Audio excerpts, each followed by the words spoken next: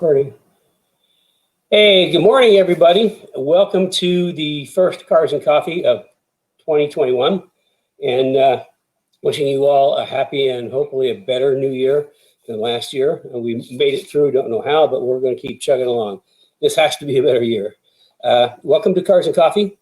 I'm Kenny Brown, and over the next hour or so, I'm going to be sharing a lot of my background and knowledge and expertise that I developed over a long time.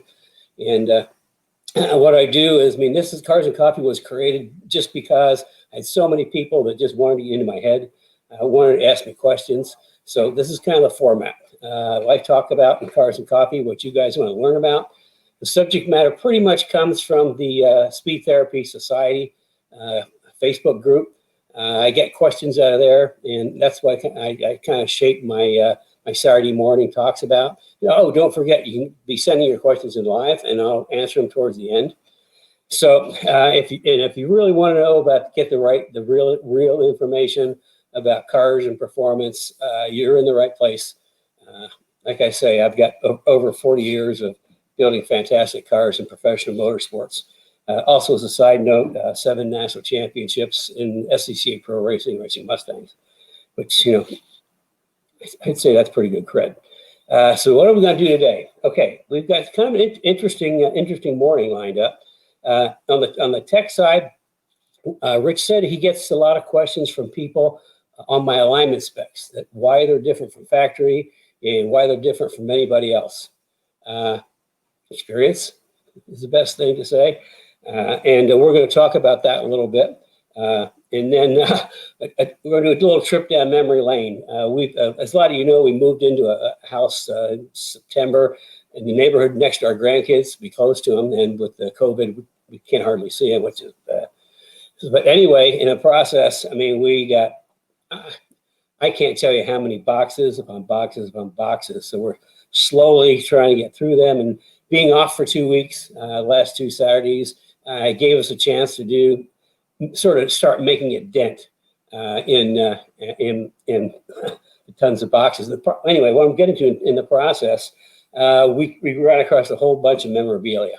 So I thought it'd be kind of cool to kind of just show you guys something we ran across. And you're probably wondering about the artwork today. Well, it's really not artwork, it's a photo. This was actually Carrie's choice. We unearthed this. This is me in the Red Rocket back in 97, maybe. That was a car that was in like lots and lots of magazines. We did a ton of supercharged Cobras in 87, 88, 89. We, like, the base version was the C4S.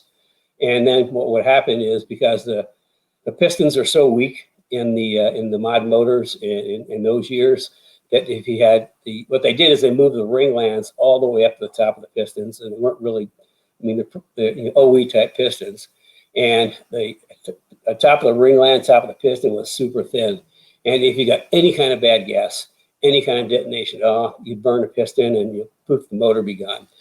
So what our answer was, when we had people burn up motors, not in their own accord, they were just because of gas. Because back then we didn't have the level of calibration we have today. All we could use is fuel pressure at that point to increase the fuel for the supercharger. Anyway, what I'm getting to is what we do is we rebuild them. We put in forged rods and forged pistons, and we overbore it to 289. We thought that was kind of a really good number, because they're, that has some real history behind it. So then they'd be called the 289 RS, and that's what the Red Rocket was, a 289 RS. And we actually broke that motor at Pocono doing a filming for Motor Week. We discovered something very interesting that we carried forward, is that coming off the big banks at Pocono and diving down into the infield, really, really hard deceleration because of the downhill and braking. We spun some bearings. And when we got back and started talking to some engineers at Ford, essentially what happened is, under super hard decel, all the oil wants to slosh up out of the pan into the front cover. Well, once it gets there, the timing chain becomes a really effective oil pump, pumping all that oil up to the top of the motor and oil starvation. So knowing that, we have started making our own oil, modifying our own oil pans, and we add some sides to them, add some volume, a little baffling in the bottom. But we also put a fence at the very front to slow down or stop the migration of the oil. Anyway, the picture, that's the red rocket. It was in that time, it was a 289 RS. And we did quite a few of those. It's kind of interesting. We bought, 20, 30 plus superchargers from Vortec, but because that car and some of my other supercharged Cobras were in so many publications, Vortec supercharger sales for Cobras went through the roof. So I guess people pay attention to what I do. Actually, Amy found an article on the Red Rocket. Oh. And Amy, if you're here today, why don't you post that in the comments so people can take a look out on that. And we'll also post it maybe on our Facebook page later this week. Cool. Yeah, we keep unearthing all this really cool stuff. Well, I see Cliff out there today, Larry, Brian West, Joe Johnson, some of our graduates, let's say, of the Speed Therapy, alumni of the Speed Therapy Academy. Larry's out there. I saw some other people. The thing moves up too fast for me to see. So anyway, we're going to take a little trip down memory lane. On the show and tell part actually ties into a question. We're going to talk a little bit about IRS again. As you guys know, that when it comes to IRS and Mustangs, this is the place. And we'll get into that in a little bit. And also, we got, this is with a new year, a lot of people start thinking about what are they going to do? The season's coming up. Everybody kind of sat on their hands last year and really are itchy to get going this year. Well, don't forget my 15-minute complimentary consults where I can either answer your technical questions that are like a little too complex to answer on Saturday mornings, or if you're looking to get some direction on a build plan, schedule a 15-minute consult. I'll be happy to talk to you. And anybody that knows the program and knows me, that what your access to me is like nothing else in the market. I mean, it's like just dialing into a huge encyclopedia of cool stuff. So, and my producer's coming up here again. Well, you forgot to mention who's in the photo over there with you. Oh, is Calvin here today? Well, ask him. Hey, Calvin, are you out there? Calvin, that's actually Calvin's head sticking over there. Calvin used to work for us. Yeah, Calvin used to work for us. And he pops up on Cars and Coffee every now and again. Okay, Annabus, I see you're here today. Mike Charles, Mr. Celine. There Calvin is. There you are, Calvin. There's your head up there. So, okay, so let's see, where was I? Oh, with 15-minute, we can do some planning. And then remember the questions, the core of the questions come from Speed Therapy Society. If you're not a member, please join. There's amazing, cool stuff. Probably should do a shout out to Brad over the holidays on the Speed Therapy Society or Facebook? No, Facebook. Kenny Brown He did. He came up with a whole bunch of information, all the famous drivers that I've worked with over the years, or they've driven cars that I prepared, and it's pretty extensive. He also came up with all the top 20 cars of all time that you've built. Oh, the top 20 cars of all time I built, yeah. And there's probably at least 500 serialized Kenny Brown cars out there, and to be a serialized Kenny Brown car, it has to have a specific group of chassis, suspension, wheels, tires, brakes. Remember that? And also then some performance added to it. But anything that's like a complete package that I develop becomes a serialized car. And we have like core packages at different price points. And from there, actually every single car is sort of semi-custom because we start with a base package that's in a specific price range. And then I work with you, and we get the content that's right for your application, your aspirations, and also your budget. So, I mean, you won't find that anywhere else too, but that's how serialized cars become in existence. Steve Foley's out there, I see. Steve, we're getting pretty close on the you-know-what for your rear suspension. We should be doing some more test fitting next week. We're getting close. When we get there, I'll let you know. and keep everybody else hanging. It's just too good. But we'll, for the rest of you, hopefully mid-month in Speed Therapy Society, we'll have a special event to talk about my new ground shaking rear suspension that we've actually have filed a patent on. So that's Kenny Brown Speed Therapy Society. Kenny Brown Speed Therapy Society. You need to make sure to say, because there's another Speed Therapy Yeah, Society. I guess there's another Speed Therapy Society trying to move in our action, I think. No, I think we were moving another action. No, we'll call it the other way. Okay. But anyway, Kenny Brown Speed Therapy Society. It's a private Facebook. Private Facebook group. So anyway, yeah, let me know if you want to build something or if you have some technical questions, just sign up. You find out pretty darn easy to talk to. Let's see what we have on here. I'll answer your questions, and I'm going to get this without you telling me.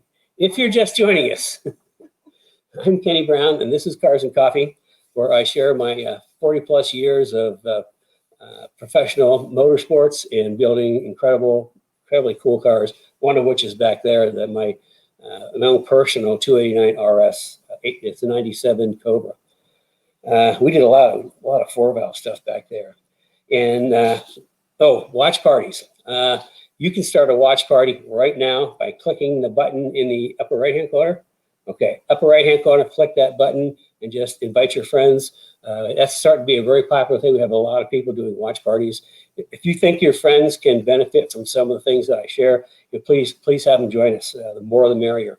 And don't forget those thumbs and little heart-shaped wrenches. Let's see.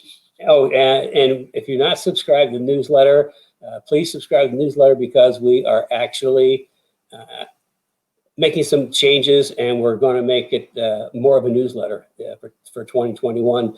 And anyway, it's on the newsletter list. Has already seen the changes that we're initiating. Chuck Foley's there. Let's see. So Facebook group, flip over. I already talked about the artwork. That was it's like writing the picture. How you get away from that? That's something we uncovered. It was wrapped up in a big sheet. And Carrie decided that was her choice for art for this month, for this week anyway. So let's get into some of our questions. I mentioned we're going to get into IRS, and Douglas has asked about IRS wheel hop, front suspension, including straight line grip while not compromising handling if possible. Okay, when it comes to my IRS packages, suspension packages, that would be AGS 3.5. AGS stands for Advanced Geometry Suspension Systems. And 3.0 is the SN95 cars, and 3.5 is 99 to 04 Cobras. And for those that don't know, Genesis, the original DNA for all of my advanced geometry suspension systems, up through 4.0, which is S197, soon to be 4.5. It goes all the way back to the 86, 87 Celine, our endurance cars that I engineered, built, and managed to 4 national championships in SCCA Pro Endurance Racing. So anyway, that was the start of the AGS systems, and we talked about that and other times. I won't get into that, about how I worked with Mike Jones at Ford to come up with some geometry changes for the front. It was pretty crafty in how I actually did that. But anyway, that was 1, and then 2 was the fixed strut, and 3 we had like the Track It Plus in the back with a panner bar, and then 3.5 was the IRS. And I've got so much experience with IRSs. If we could pull up the first picture of our presentation.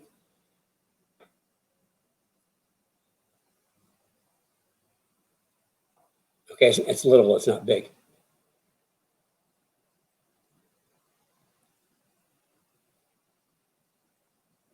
There we go. Okay, it was really weird. I ran across this yesterday, and this is a Triumph Spitfire, and Triumph Spitfires have IRS. And in fact, this is what I worked on in the 70s. Was I did a lot of open wheel SCCA cars, and they all had, IR open wheels and Formula Ford, Formula Atlantic, Formula V's. They all had IRSs in the back. So, I mean, it's something I work with a lot. But this I love this picture. It's Spitfire, and it shows just the what can happen with an OE type IRS when you're trying to go around a corner. And you can see that the rear wheels are doing funky things. In fact, they acted a whole lot like the swing axles on the Volkswagens and the Formula V's that we did. So, I mean, that's what I worked with back in the 70s. So, I knew the good points and bad points of IRS. And that's what when IRS came out in 99, the Mustang world went into apoplexy because they were just, like straight line, live axle guys. They didn't know what to do with it. Well, me, I knew exactly what to do with it. I fixed it, so it works. So anyway, we could take that down. I'll get back to my talking about IRS. So, okay, here's the thing. You want to improve handling, straight line grip handling, improve straight line grip, but not compromising handling if possible. Well, I mean, that's not a problem with AGS 3.5, which is the rear grip, the front grip kit. Handling is improved dramatically. Straight line performance is improved dramatically. What I do in a geometry just changes everything. In fact, the stages we go through on the IRS, because people call us all the time. IRS is getting really popular, by the way. It's making a big resurgence. A lot of people are putting them into SN95s that don't have IRS, and also Fox. There's a lot of IRS going into Fox cars. And people think, well, doesn't that add a whole lot of weight? Well, yes and no. The IRS by itself is pretty heavy, but we take we change it to coilover suspension and tubular control arms. We take like 40 some pounds out of it, which only makes it not that much heavier than a live axle when we're done. So anyway, getting back to how do we go about wheel hop? The reason there's wheel hop is because there's mushy bushings, is the best way to put it, and not very much anti-squat, and soft springs and weak shocks. Well, what happens is the tire will grip, and as it grips, it'll like move things in the suspension, and it moves so far, then it'll let go, and that's when wheels start hopping. And with the soft factory OE springs and street type shocks, there's just not enough there to control it. So I mean, controlling wheel hopping, it starts. We have a plan that starts very basically. And step one is what we call phase one in the front grip, and we do a couple of things. First, we add a forward torque brace.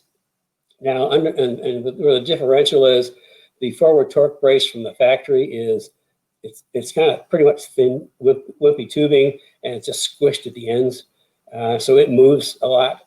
As you can see, there's no bends in here. It's just straight tubing, and it's just solid as a rock.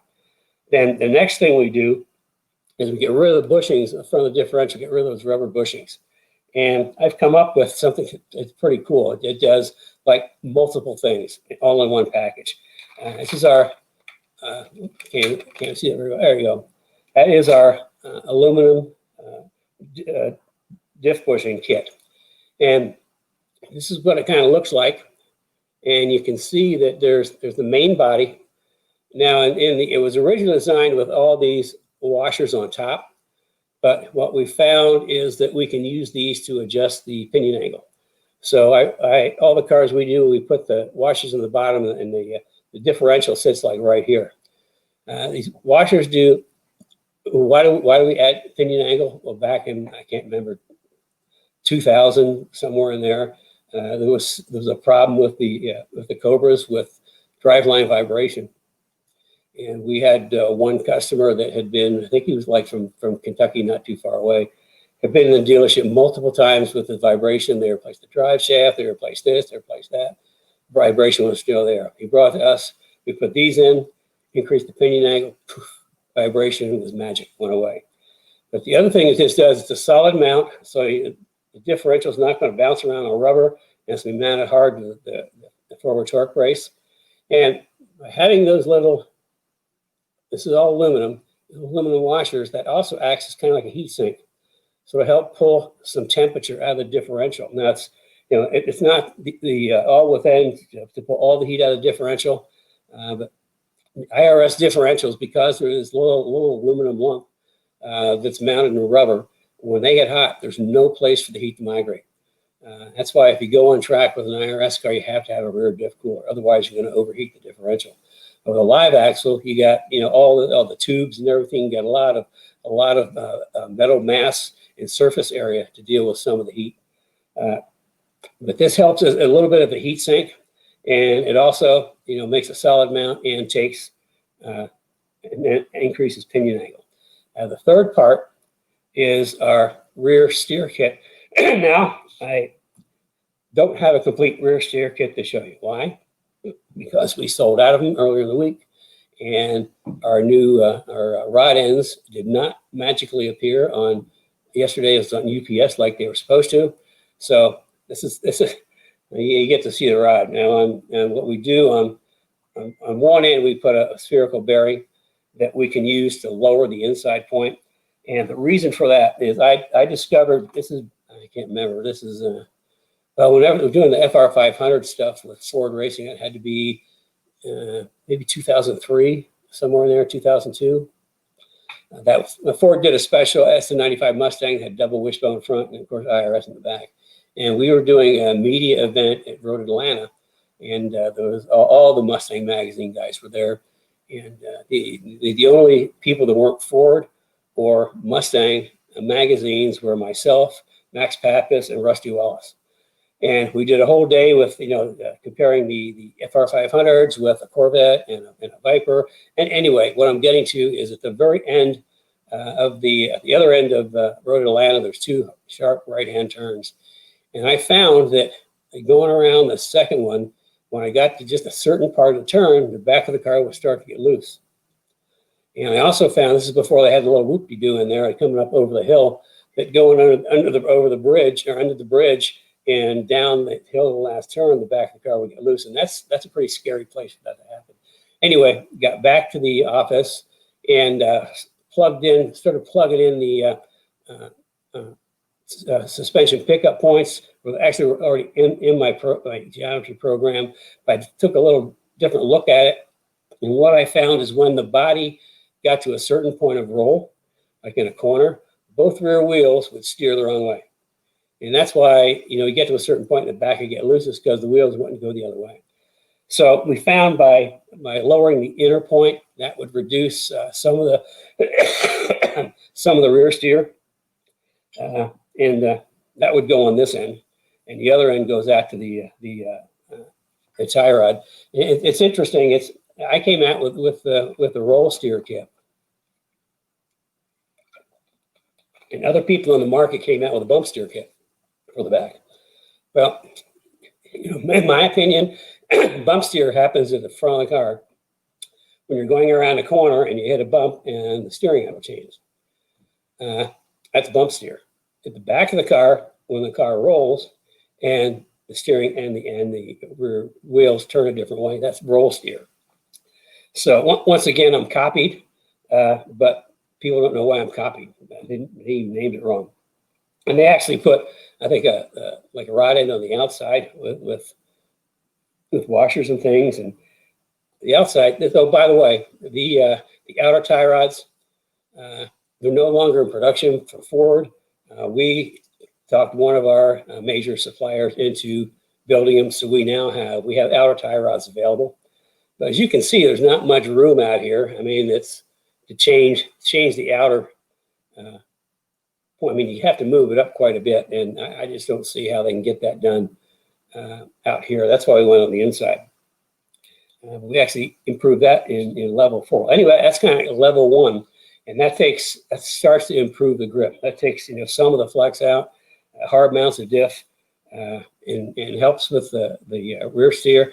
We also had people tell us that it helps in straight line. They say that on the dyno, you can actually see the wheels move in and out without it. And when you put that in, they sort of stay straight. So there's your straight line stability. Now, stage 2 in the IRS is we add the 2 lower control arm and coilover shocks. Coilover shocks, they're actually custom built for me. to my specifications, and we have them either single adjustable or double adjustable. And the reason for that is with coilovers, I can put any spring rate in there I want. And people that have got coilover packages from us know that every coilover package customer talks to me, and I figure out what they're doing with their car, come up with the spring rate that's going to work for them. So anyway, we put the right spring in the back. So we've improved the front as far in a differential for moving around, and we've taken the rubber bushings out of the lower control arm, and we've added real shock and real spring to control any movement. So it's kind of like phase 2. Phase 3, we add two upper control arm, which takes the weight out. I don't know if you ever had one of the upper control arms up, it weighs a ton. And then level 4 is like the pièce de résistance. We take the carrier, and in essence, we move all the points, all the pickup points, suspension pickup points. We add some anti-squat, which is there's only so much anti-squat you can add to an IRS car. Anti-squat has to do with how quickly how much the car drops in squat before it starts putting pressure on the tires. And without anti-squat, the car is going to drop a lot before it starts putting tire on the pressure. So you add anti-squat, it's going to pressure faster. That's why, like in our AGS 4.0 for the S197 Mustangs, we've got anti-squat built into the back, which is like grip. It's just all about front grip. Anyway, we add anti-squat, we move pickup points around, so we reduce the roll center migration. The roll center is the point that the back of the car wants to roll around, and kind of stabilizing that. And I've got exactly where I want it. I adjust it, and that's a secret where it is, but it's right where I want it, and it pretty much mirrors a lot of the race cars where I've worked on over the years. And we also, for the rear steer, we move that inner point down even more. So we take all the rear steer out, so those are always straight. So, that whole rear package it does amazing things. And then to tie together the front grip, which is the K-member control arms, offset rack bushings, again, adds geometry, takes 40 pounds off the front. So, the whole package for SN95, Cobras, it works like a charm. And also for the front, I have coilover struts custom built for me based off of my preferred, let's say, shock valving.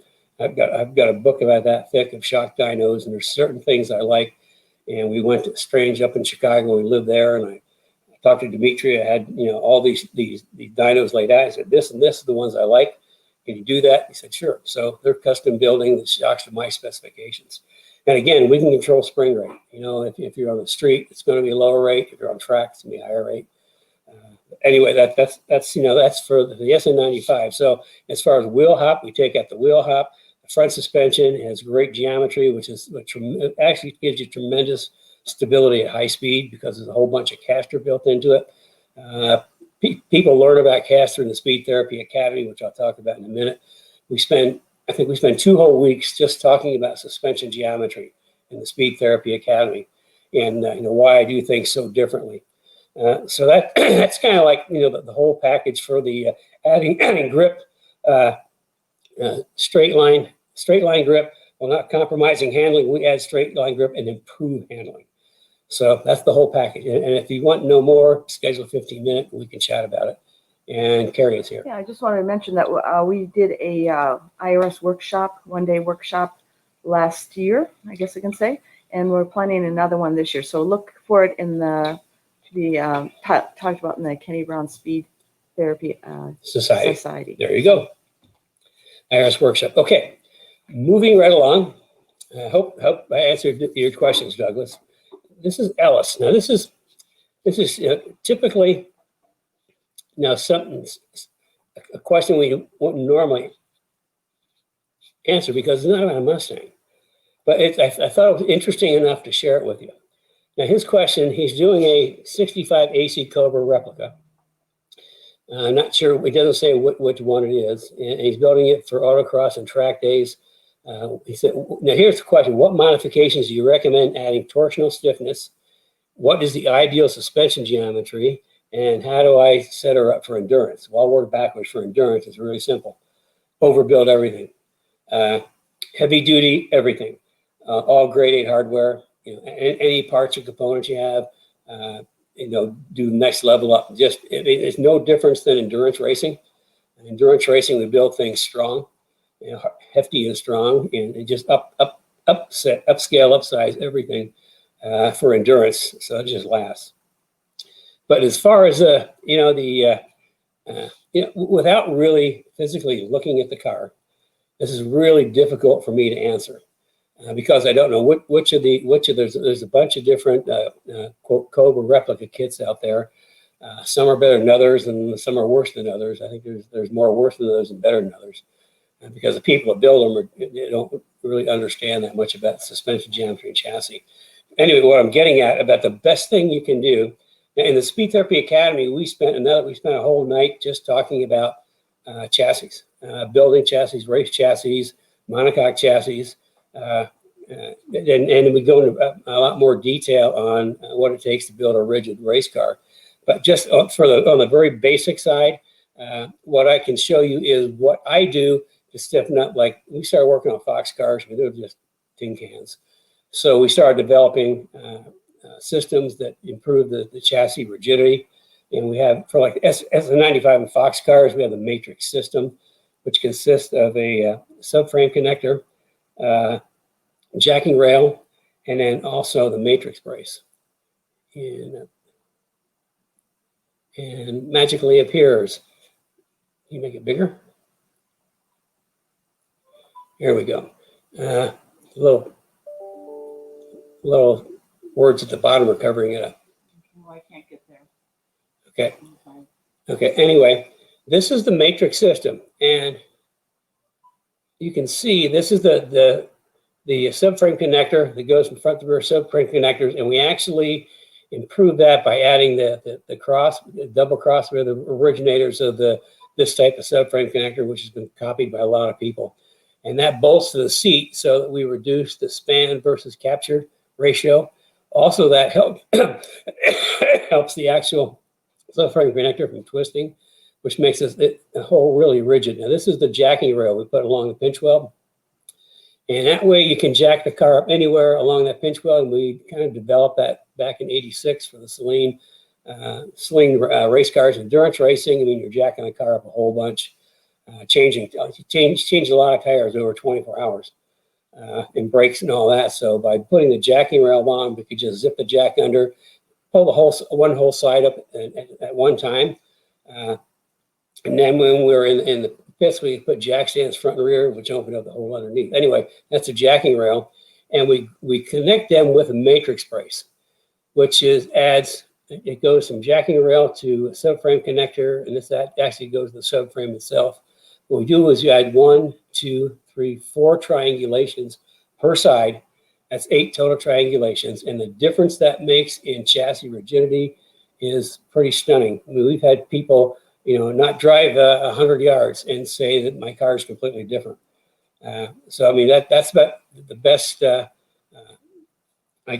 best direction I can tell you, triangulations without actually seeing your chassis. It's hard for me to say. Okay, I'm done with that one for now. Okay, so then like I say, if the car were here, I could come up with a whole bunch of stuff, and I've always wanted to completely rebuild one of those things and make it a handling monster. But as far as the ideal suspension geometry, boy, I mean that's. The question is what suspension do you have to start with? Again, in the Speed Therapy Academy, we spent 2 whole weeks in suspension geometry. And what's interesting about that in the academy, every week there's for one subject there's like a PowerPoint presentation, and those PowerPoint presentations live in the resource part of the academy for people to go back and look at time and time again. The only immersion session that we did that the PowerPoint is not available for is geometry. And that's because I talk about things I really don't want out there. When you're in the academy, I share things that nobody else really knows. And so we don't, that's not available. But you learn a lot about suspension geometry. So, I mean, if you really want to learn about this stuff, sign up for the Speed Therapy, the Speed Therapy Academy. The next one starts first week of March. Now, we're originally going to start this week, but we had both the holidays coming up. We had a lot of people that they couldn't make it work. So we postponed. The next Speed Therapy Academy starts the first week of July. Boy, I'm getting way ahead of myself. First week of March. And it's 16-week course. And what we do is it's Tuesdays and Thursdays evening. And we'll take a subject like shocks or springs, chassis. And I'll do an entire, what we call immersion sessions, where we take a really deep dive. Things I talk about on Saturday mornings, we talk about in much deeper and more detail. So if you really want to learn about this stuff, join the Speed Therapy Academy. I know there's a lot of people out there guys out there that are alumni can attest to, the value they got out of it. So, I mean, that's about, the best I can do without seeing the car and knowing what's in there. Here's another good one. Bill, how do I improve handling on my boss? Learn suspension tips and setups and improve driving experience. Boom. The Academy is the best thing. But as far as handling, I mean, I've done all the research. I've done all the development, done testing. All you have to do is bolt on AGS 4.0, which is the rear grip. There's only 3 parts to my suspension: the rear grip kit, the front grip kit, the springs and shocks. Every single piece in AGS 4.0, the rear grip kit, the front grip kit, every single piece has a positive impact on suspension geometry. We don't take one part off and put it back on. It's nothing more than a pre-OE replacement. Every single part has an impact on geometry. And we'll probably get into that in more detail another Saturday. More people ask about that. But you just bolt it on: front suspension, rear suspension, springs and shocks. And I'll help pick the spring rate that's best for you and doing something. We're going to be doing a workshop on S197 too. So. Oh, Carrie says we're going to be doing a workshop on S197 too. So, okay, I'm going to kind of go out of order here. Carrie said I should do the memory lanes Kenny Brown finds. Well, something really interesting happened this past week. Aside from unearthing a lot of stuff that was in back, I had a guy call me and said that he was looking for information on a Kenny Brown Celine, serial number M90-004E. And I went back and it was the E stands for Special Engineering Project. And he asked me how many Celines we did back then, and I knew it wasn't a lot. But here's the thing: I went back and looking that up. It just my trip down memory lane. Just in 1988 was the year after Celine. I mean, we did a lot of cars, but in '89 we were starting to do packages. That's when we started to serialize, the better cars. But just in 89 and 90, okay, we serialized 3. It was 3 Kenny Brown Celine Mustangs, 3 Kenny Brown Town Cars, 9 Kenny Brown Lincoln Mark 7 LSCs, Aerostar, Sport Ranger, Taurus SHO, Thunderbird. I mean, everybody thinks of me as just a Mustang guy. The types of different cars that I've worked on over the years is pretty extensive, which brings me to something we stumbled across in the basement. This is from December 1988, Trucking Magazine. Okay, sports car with a bed. Remember I said I built sport trucks. St. Louis, we built Rangers. We built racing Rangers for the Celine truck program. We had other people want sport trucks. We built sport trucks. And another we ran across, which is from the same era. This is Mustangs Illustrated, winter 1989. There you go. Rocket ship. This way back. Rocket ships built to order. And remember, there's me standing next to an engine dyno. Remember I said I was an engine guy? Well, I really was an engine guy. So I mean, it's just, a lot of these people out there that kind of protest that they're experts and know what they're talking about. asking what they were doing in 88 and 89. I was getting, building cars and putting them in magazines. And another one we ran across, this is another cool car. This is our 2000, what is this, 2003. It's our 2003 World Challenge Mustang Cobra, World Challenge Cobra. Okay, the same suspension pieces that are on the AGS 3.5 for 99 to 04 Cobras were on this car. The only difference, obviously, was racing shocks, much higher spring rates, and then we switched out the urethane bushings to Delron for racing. I don't like Delron on the street. So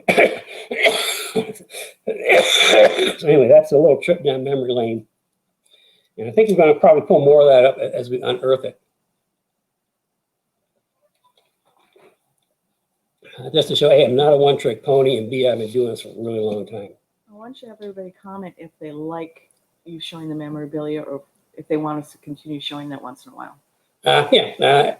Carrie said, if you want me to start show a little memorabilia every now and again, throw it in the comment, the comment column, and if you like it, then we'll keep doing it. And like I say, 40 years, the last since 1986, I pretty much focused on Mustangs. But also, as you can see, I've done Crown Vics, I've done Lincolns, I've done trucks, Expeditions, Explorers. If it's a car, I know how to make it better, plain and simple. It doesn't matter what kind of car it is. Mustangs just happen to be like, what I became known for after winning so many races, championships with racing Mustangs. Let's see. Oh, love it. Definitely. Show it all. Okay. That sounds like you want me to keep pulling stuff out. So every week we'll pull a little bit of something extra out. Calvin says it brings back all sorts of memories. Yeah, Calvin was there. I mean, he knows. Okay, let's get our tech before we run out of time. And be sure, if you got questions, send them in. Because we're going to be getting to questions here in a little bit. I think Herstopher already sent a question earlier that I'll get to. Herstopher he's not only a Speed Therapy Academy alumni, he's a regular on Cars and Coffee. He also lives in Bulgaria. So for the Speed Therapy Academy on Tuesday and Thursday, and sometimes Wednesday evenings, he would get up at 2 o'clock in the morning just to participate. So we've got our fans all over the world. So Rich keeps getting questions on alignment. We've got my alignment specs you can find in the resource area of Speed Therapy Society. If you go to Speed Therapy Society, you will find, how would you do that? Anyway, you'll find my alignment specs. And the question Rich gets, why are they different from factory? First question, that's easy. Factory alignment specs are set up for fuel economy, tire wear, all the things that, just for driving down the highway. Well, we kind of drive down the highway on racetracks and on twisty roads, which means you have to make adjustments to the suspension alignment so that you get more tire contact. Okay, and again, we talked about this in the academy on the whole geometry thing. But in essence, just from the front end, a Mustang has what's called positive roll front suspension, which means the more the car rolls, the more the outside tire goes positive on camber. That means the bottom tips in, which means you wear the outside of your tires down. Any of you have been to track events where somebody go out with a bone stock car, run the daylights out of it, and there's all of a sudden there's outside of the tire is cords are showing and the brand new on the inside. That's because they're getting positive roll. So we add negative camber for handling. On the street, it's like -1 to -1.25 negative camber, maximum caster. All the caster Mustang will take because caster is high-speed stability. It also helps with anti-dive in the front, and you've got to be a academy member to understand what I mean by that. And it also helps turn in and camber gain. It does a lot of things. But we add negative camber so that when you turn the wheels and the car wants to go positive, the tire's going to be flat on the surface, getting good contact back on track.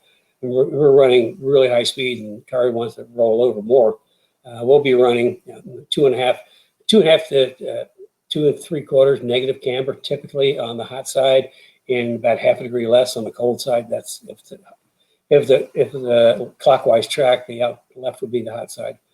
But the thing is, we've had people that say they're running 3 degrees negative camber and they want camber bolts to add more. If you're 3 degrees negative camber, it's not right. You should never be at that much negative camber because you're not putting very much tire on the ground.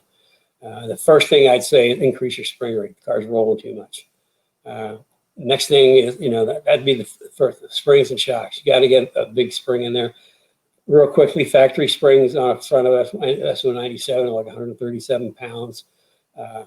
Aftermarket springs, you can buy off the shelf for maybe 200, 220 tops. My street performance package is 350. Sport touring is 350. Street performance is 400. Intermediate track is 500, 550. And advanced track is 650. Spring rate, but you got to have the shocks to go with that, and you learn about that in the academy as well. And if that sounds like a lot, on my late son Paul's World Challenge car with JRZ Motorsport shocks, we were running 850 to 1,000 pounds for early slicks. So you got to put spring rate in. If the car is rolling, if you're tuning up the outside of that tire, you got to put more spring in. You should not ever be at 3 degrees negative camber. You should be living at that 2.5 is where you should be. And then also, as far as toe, everybody wants to put toe into a car, and we give our specs and they go to alignment shop, and the guy questions, toe out. We put like a 16th or negative 0.25, negative 0.3. The reason for toe out is toe out actually helps turn in. Okay, you can't have your front wheels with zero toe, because the zero toe, they're going to kind of do this going down. You need to be towed in or towed out to put a little scrub on them. So with toe out, the car will turn in a lot better. So that's why I run toe out in the front and in the back on IRS cars. It's 1.2 negative seems to be the best for handling, and we reverse it a 16th toe in. And the toe in is for just to keep the back tracking straight. So toe out front, toe in, and why I do it, 40 years of racing. I know what works, and that's why it's different. But you can actually get this. In the resource section of the Speed Therapy Society. What is it called? The Kenny Brown. Kenny Brown Speed Therapy Society. Facebook group. Kenny Brown Speed Therapy Society Facebook group. Okay, and here she comes, the computer, which means it's ready for questions. I'm ready for questions. Did you finish? Yeah, I think I've been through everything. Okay, cool. Well, I'm getting set up here. Why don't we all give Kenny some love and give him some thumbs up? That would be great. Yeah, that helps. That helps, kind of spread it around. And from a Facebook standpoint. From a Facebook standpoint. You have to play a bunch of games with Facebook. Okay, so let's start out with. Get to the comments. Okay, we have Larry Martin is waiting for your radiator. He also has a brake question. Okay. And I need to find that. Larry Martin. So he should receive it. I think it shipped last week. So he should receive it. Triple pass radiator. Yep, triple pass. And that we developed a number of years ago. We worked with one of our suppliers and developed a triple pass radiator for Mustangs. We have SM95, SM97, and S550s. And real briefly, the triple pass, first of all, it's triple thick. It's a 3-core. It's also, there's the fins are smaller, which means overall there's like 17% more surface area. But with a triple pass, a single pass, the hot air comes in the top on the passenger side, kind of goes across and out the bottom, which means you don't get a lot of airflow or a lot of water flow in the corners. Stock car guys for years have run dual pass because it's mostly GM. I guess it works better for them where it goes in one side around and out the other side. Impractical for a Mustang because the ins on the passenger top and outs on the driver bottom. So we developed a triple pass. It comes in the top, goes across, makes a U-turn, goes back across, makes a U-turn, goes back across again. So by that, we're exposing the coolant or water, far more surface area and far more cooling, taking out more BTUs. We had one customer with a GT350 at Road America was having continual heating problems. It takes like 20 degrees out on the street and 30 degrees temperature out on track. It's pretty cool. I think Joe Johnson's going to be going for a triple pass Radiator for his GT350 here pretty soon. So anyway, what's a breaking question? Well, I got sidetracked over here. Well, we're going to be having a triple pass Radiator come to the shop with one of our cars. They're custom built, so we don't have them on the shelf. Yeah, we don't have them on the shelf. They're built to order. But anyway, so we'll be showing that on Cars and Coffee soon, along with S550. I know there's a question out there about S550s. We'll be showing S550 rear diff kit, differential kit as well. So here we go. Let's go with, we have lots of questions today. So we're going to run late today, guys. Larry. He has a wide body Fox that has 625 horsepower naturally aspirated. Wow. And weight is 2,900 pounds. He's running 1812 335 square, 1,000-pound front coil over springs and 300 rear coil over springs. What's the best brake setup? This sounds like it's a track car. Yeah, Larry, why don't you comment if it's a track car or just a super wicked street car? And do you want to know that first? Well, I mean, if he's running those type of tires, he's probably upgraded to 5-lug. And if he's 5-lug, then I mean, I got some really, really good brake options. For the front, if it's a street car, I mean, we've had a long and a very positive relationship with Bear Brakes, a very long relationship, and it is a track only. Okay, we got the brakes. If you've got SN95 spindles, 86 and newer, that's important. We've got the Pro 4R race brakes, and the Pro 4R is I want to do something with Bear that was really unique and specific to the Kenny Brown brand. And we started talking with Rick a number of years back at Bear, and we want to do something. Well, what happened back in 2011, my late son Paul in World Challenge went to the first World Challenge race with, it was a car we built. It was called a Boss S, but we built it before Boss S's were built, and Ford just tagged it Boss S so they could get the glory. But anyway, he showed up with really nice, the Bear 6-piston race brake setup. And the SECA looked at the rule book and said, nope, you got to run 4 pistons. So Bear went back and they developed a really, really nice 4-piston race brakes, which he used to dominate the series and win 3 championships. Anyway, talking to Rick, that had gone on the shelf. Had been sitting on a shelf ever since 2012. So we brought that out, and that was kind of like the foundation. But from there, we added every single feature that you would find in like a Brembo GTR race brakes, which are what, $8,800 an axle set. And we packaged this into, it's a 4-piston rather than 6-piston. 4-piston is lighter than a 6-piston. We get the same clamping force, but we also like lighten the caliper. It's got all kinds of. We can send it. We can send you a brochure on that.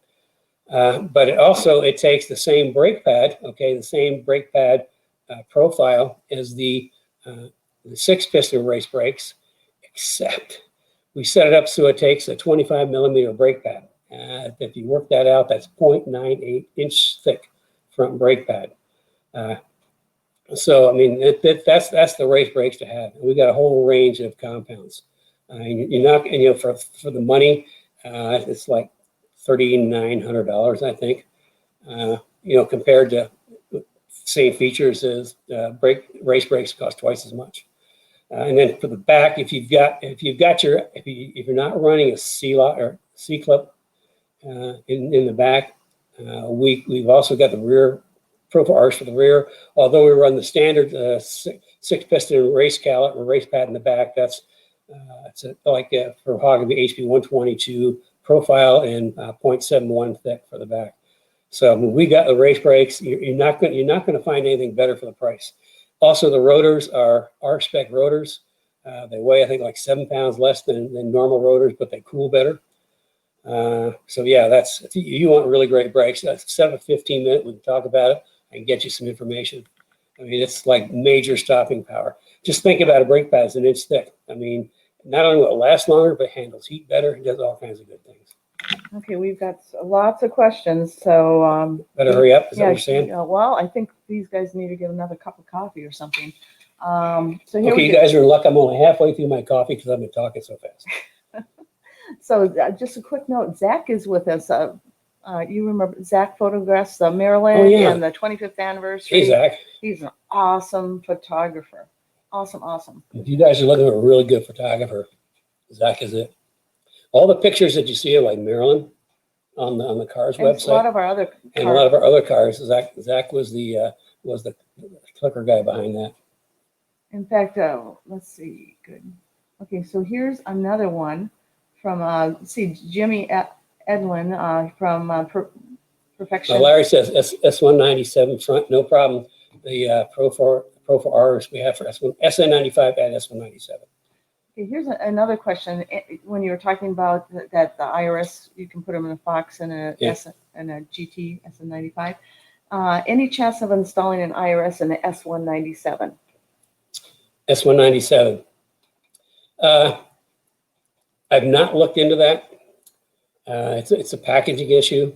When doing like a whole IRS clean sheet of paper is a pretty labor and cost intensive project. And I just never looked into it. We start doing the math, the investment in R&D, you have to sell a whole lot of units. I'm glad you asked. I've done something that will blow your mind as far as rear suspension. That's what we've been talking about. In fact, we worked on it for years, a lot of years. It's patent pending. We applied for a patent on it. And it just does things the rear suspension of Mustang and nothing else does.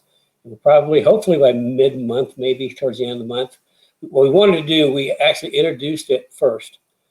As soon as we got the patent filed, we introduced it to Speed Therapy Academy guys. And they had the first opportunity to get that suspension on their cars. And just about all of them did. And then the next introduction is going to be for Speed Therapy Society people. And then at some time in the spring, we'll introduce the general public. But it is, let's just say we did like 2 years of prototype testing. And on one of our main test guy, races down in Texas, rough tracks, he drives like crazy. He just breaks stuff so we said, here, try to break it. He didn't break it. He did help us with identify some potential durability on wear issues that we updated twice for him, and then we've updated again for production. Just long story short, we put it on his car.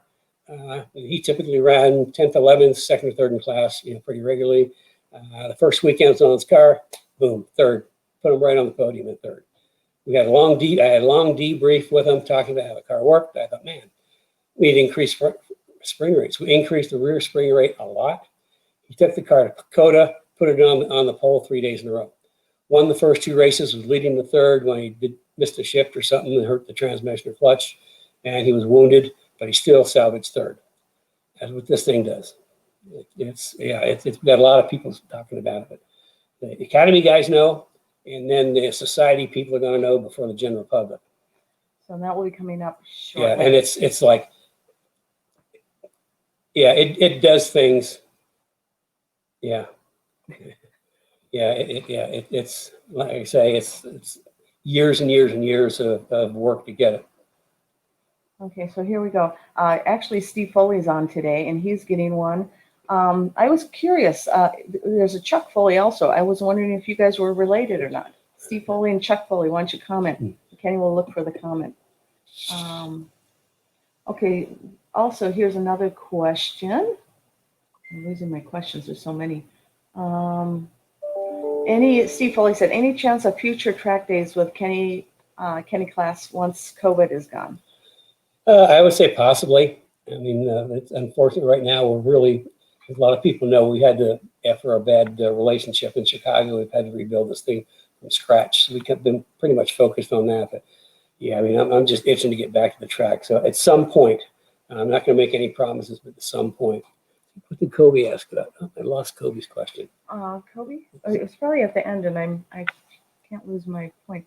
He absolutely loves history, and I know he has the IRS on his car too. Oh, Kobe has let's see, camber plates, also camber bolts. We recommend the strut mounts being all the way out, all the way in, and adjust the final camber with the bolts.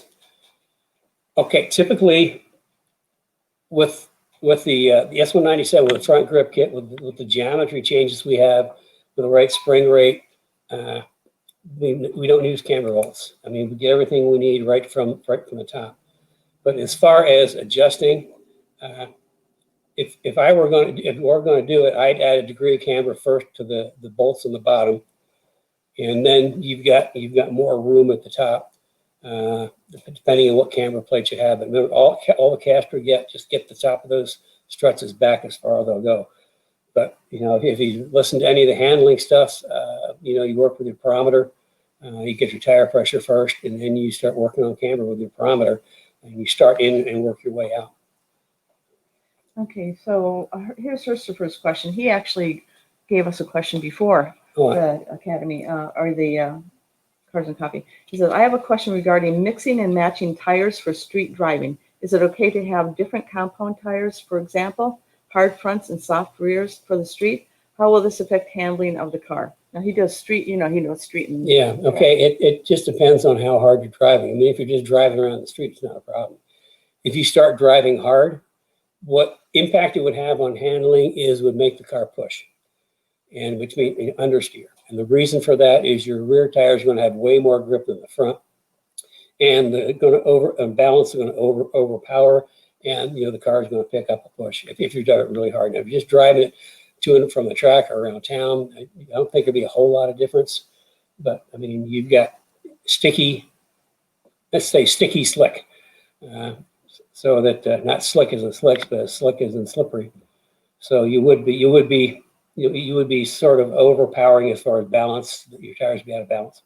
Okay, next. Okay, so we also have let's see, Chuck Foley. He is wondering if he has a S550, and he's wondering if you can talk about more handling and stuff, or you have it on the S550. Okay, the S550s. I got to tell you, Ford did an absolutely knockout job on the 550s. The chassis are really rigid. They've got an advanced type. They've got a double link front McPherson strut, IRS rear. They've done a lot of work on that car to make it work. It's interesting is moving in time from when we started doing in the mid '80s, doing the Fox cars through time. Every new generation of Mustang has gotten better. And the 550s are, they're so much better. In fact, we really don't need to do much to it. I mean, it's so good. But we've got jacking rails, which everybody needs jacking rails. And our jacking rails are a little different. They're not just a bar that bolts up underneath. It's actually a fabricated jacking rail. I mean, by fabricated, it starts with sheet steel, and we cut it and bend it, and then weld it so that there's what it bolts to underneath is at a 5-degree angle. And a lot of the jacking rails that are out there bolt in, and they're at a 5-degree angle, which means you're just jacking up on edge. We actually fabricated it, so it's kind of like a what do you call it when something's not really a rectangle? Oh, okay, I lost it now. I could have told. Yeah, and anyway, so it's the pattern is so it's got a 5-degree where it bolts. It's a 5-degree angle, and then it's flat at the bottom. So, but outside of that, just springs and shocks, front sway bar. No, I do not change rear sway bars. The back of the car can get pretty loose on its own. But we've got a couple of different spring and shock packages. We're putting more spring into them. we've got a 550 car, Kelly's car, we've been using to develop. I've got sport touring spring and shock package with our JRZ single adjustables. You've got a street performance, intermediate track, and an advanced track, using all the same shocks, just different spring rates. I mean, just putting springs and shocks on them. And the other thing is we put, if you've got like the performance package, we've got 2-piece slotted rotors, which are a huge improvement for braking. And then we've also got like big brake kits. We've got like a standard 6-piston brake kit. We've got a monster 15-inch brake kit. But yeah, I mean, you don't have to do a lot to really make them work. But again, set up a 15-minute, we can talk about it. Okay, so Brian West, trapezoid. Trapezoid, thank you, Brian. Yeah. Brian's always there to help us. Yeah. Brian is kind of like our, he's an alumni. He's kind of like a mini encyclopedia. He always comes up with stuff for us. But yeah, Okay. the subframe connectors are a trapezoid. Okay, we also have, I think I'm missing a couple questions here. I'm going to add, this is, so Bridget started a watch party, and these are the comments that are coming in from her watch Oh, party. yay, Bridget. So Matt Sluss, I'm not going to pronounce your last name, I guess, has an old 03 Cobra Kenny Brown poster. You remember Cobra posters? Yes. Do you? That's the black one? Is that the black I one? don't know. Ask Matt, why don't you respond, and Bridget will get back to us on that. He also has. That's a black one. We actually still have some of those. Oh, are those the ones? Yeah, we just in moving around, we found a big box of them. Yeah. So I guess we do still have those posters. John Salmon wants heck yes on talking about memory stuff, some of the stories. Wright says that sure, it's fun to see if I might have any of the magazines in the collection that features your incredible work. John Salmon says, good old days, your system is so awesome. We used to use truck springs. So that's cute.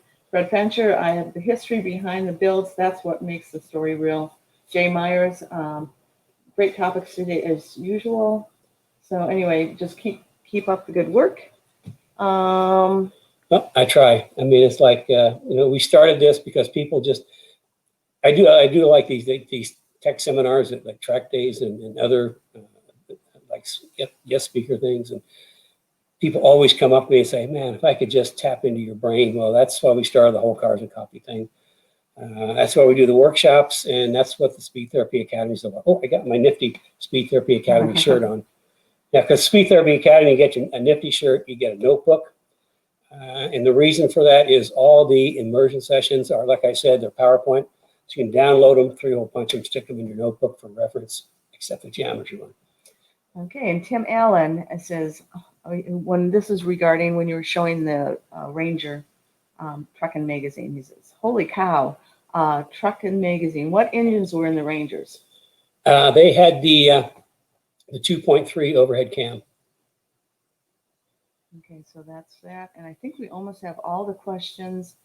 Lots of yes to the memorabilia. Steve Smith, Tim Allen, Brad Calvin, Chris Pergio, Larry Martin, Dave Robinson. He's been here with us every single show, and he's from Niagara on the Canadian side. Oh, yeah. Yeah. Maybe we should get a little gold star or something to send to him. Yeah, exactly. Keep it coming. Love the older cars and trucks. Chuck Foley said that. Roy Wallace, the older photos give me an idea from my 03 NASA Road Racer. Tim Allen said the best. If you've got a NASA, if you're racing NASA with a Mustang, let me see if I can help you. So I don't know if you mentioned this or not, but this is regarding your question, Chuck Foley. Alignment specs.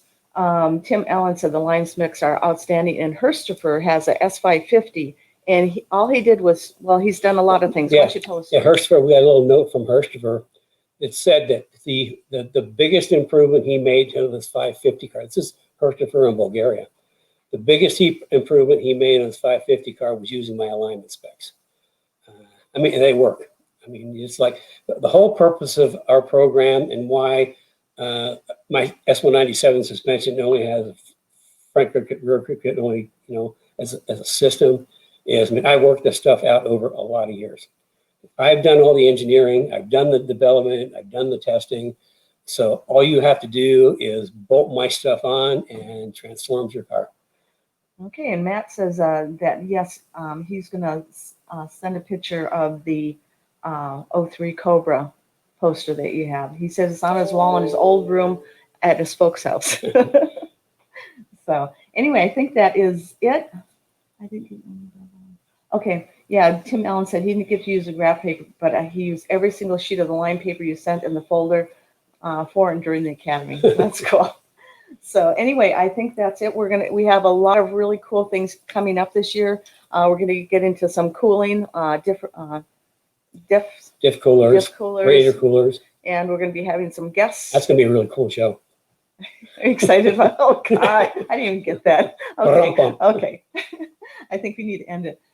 Joe Johnson has one comment. One of the greatest parts of the Speed Academy was the times Kenny brought in the experts on various systems, tuning, wheels, driving instructor, etc. Great sessions. Yeah. Oh yeah. That's another part of the academy is we bring in. It's I know what I know, but there's people that know more than me in other areas. So we try to bring in. We call it master class. I know a lot of people in the industry, and we'll bring somebody in and they'll do a whole evening. They'll talk like maybe 20, 30 minutes. And then it opens up for questions. And the thing about the academy, by the way, it's not like this. It's not like Facebook or anything. It's in Zoom. So it's like when it's in Zoom, everybody's by there. I look out and I have like the Brady Bunch of everybody's there. So everybody can participate. So that's what's kind of cool about it. I mean, it's like you're right there in the room with me. And then we have the speed therapy. I mean, the master class comes in and all our guys get to ask questions. That was a very popular thing. Okay, we're going to cut this short.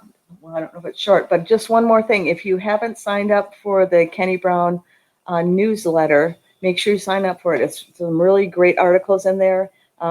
This past week, we did one on a customer profile on a GT500 RS. Yeah, that was in the King of Street competition. Did really well. As a side note, he wanted to do the King of Street. And it's a GT500, but he only had what 800 horsepower. 840. Yeah. 840 horsepower. But the comments came out. It was the absolute best driving King of Street car, the best driving and handling King of Street car ever. That's 197 suspension, front rear grip kit, springs and shocks. And they judge it on a whole bunch of things, and it was the most popular among the people at the event. So anyway, that is pretty cool. So next week. What are we doing next week? I think if everything comes in, we're doing cooling. Oh, I think if everything comes in, we're doing cooling. If not, I mean, again, send your questions in through the society. And I craft my Saturday morning talk with you. Right now it can be fireside chat because it's pretty darn chilly out there. But I craft my Saturday mornings all around what you want to know about. I mean that's the whole purpose of this. You tell me what you want to know about, and I'll share what I can. Okay, if that's it, we're going to wrap up. Wait a second. Okay, finish my coffee. Now we can wrap up. So, okay, everybody, I get too wound up. Yeah. It's been nice seeing you all. I really appreciate the comments. We'll dig out some more memorabilia and see what we can come up with for you guys. Because, I mean, there's a lot. And there's at one point in time we had, we listed all the magazines that we were in. It was like 10 pages, single space, 2 columns. Okay, I'm going to extend it one more time because Kenny and I are having a debate here. I think we should hang Kenny Brown stuff up on the wall along with his art collection. He doesn't want to because it's him up on the wall. Let us know give me a yes if you want. It'd be just distracting from this beautiful face here. Okay, anyway, give me a yes if you want more Kenny Brown artwork up on the wall. Okay, so, well, I think that's going to wrap it up for today. She's going to talk more Kenny Brown artwork, so it's time to. My coffee's done. I hope you enjoyed it. I try to do the best I can, and well, hopefully we're going to have a really cool deal next week. Okay. But if not, send your questions in, and I'll talk about what you want to learn about. So until then, Have a good rest of your weekend.